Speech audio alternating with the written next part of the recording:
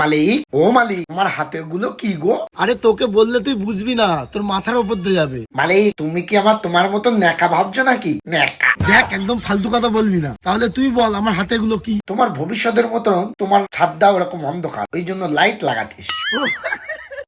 আরে পাগল, আরে নেকা ষষ্ঠী দেখি তুই। এটা হলো জিও ইয়ার ফাইবার। এতে কি হবে মালিক? আরে পাগল, এটা হলো ওয়াইফাই আর টিভি চালানোর জন্য মেশিন। এতে নেটও করা যাবে আর টিভিও চালানো যাবে। মালিক, ও মালিক, আরে পাগল, তোর আবার কি হলো? কাঁদছিস কেন? আমি পুরনো হয়ে গেছি, ওই জন্য তোমার আর ভালো লাগছে না। আমার গায়ে ছাদলা পড়ে গেছে তো, ওই জন্য তুমি আর একটা নতুন মেশিন এনেছো। আনবো না তো কি করবো? তোর যে নানা রকম বাহানা। সালা পূর্বক মালিক কোথায়, সামান্য ডিশের বাহানা মিটাতে পারছি না, ওর বাহানা মিটাবে কি করে? ওই জন্যই তো তুই সিঙ্গেল, গার্লফ্রেন্ড জোটে না, আর জুটবেও না, সারা জীবন সিঙ্গেল থেকে যাবি। হাট সালা।